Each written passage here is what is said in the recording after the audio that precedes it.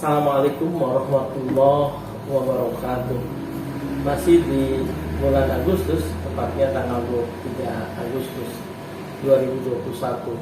Pada kesempatan ini saya ingin membincangkan soal perekonomian nasional dan kesejahteraan sosial. Ini adalah judul di bab 14 Romawi Undang-Undang Dasar Negara Republik Indonesia tahun 1945 pasca amandemen. Saya ingin bacakan pasal 33. Pasal 33 itu semula ada 3 ayat saja.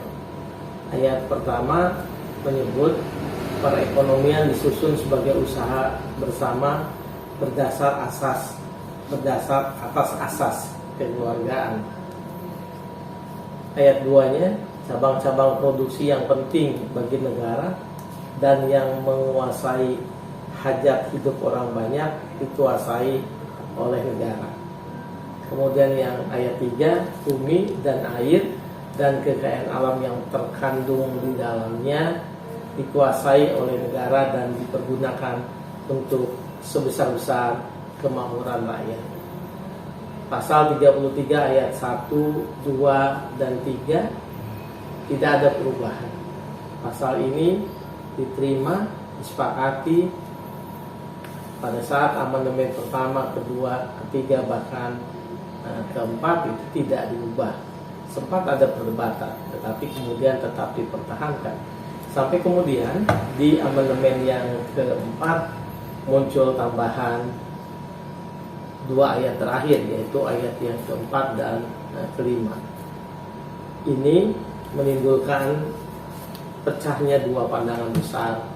Pandangan ekonomi kerakyatan di satu sisi dengan pandangan baru mengenai bagaimana sistem perekonomian nasional Indonesia pada saat amandemen Undang-Undang Dasar yang dilakukan pertama, kedua, ketiga, keempat itu.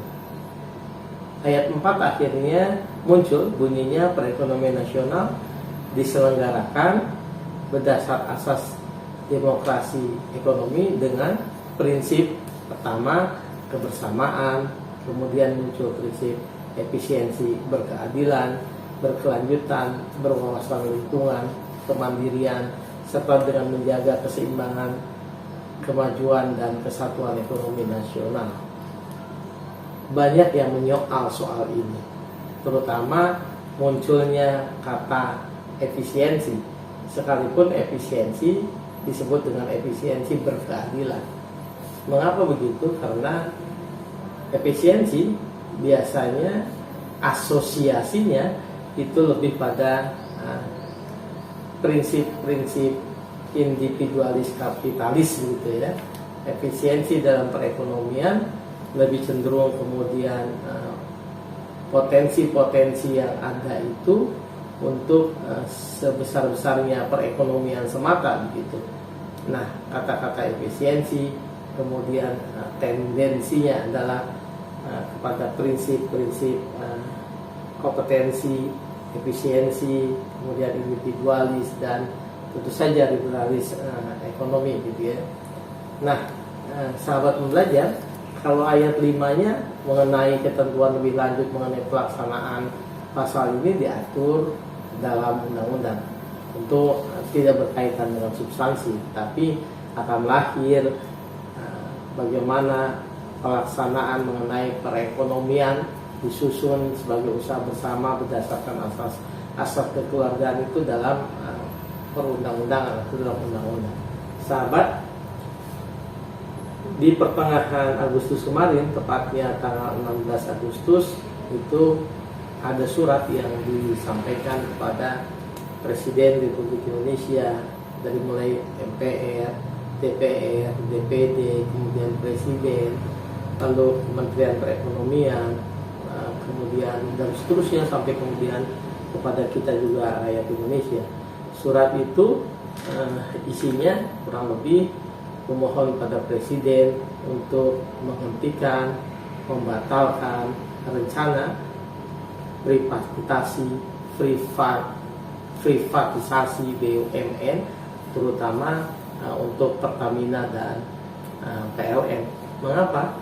Karena menurut para penyampai surat itu, yaitu serikat pekerja di BUMN, Pertamina, PLN, dan anak-anak perusahaannya itu, mereka berpandangan bahwa ikhtiar untuk melakukan privatisasi itu sama saja dengan mengingkari prinsip-prinsip perekonomian Indonesia yang didasarkan pada asas kekeluargaan.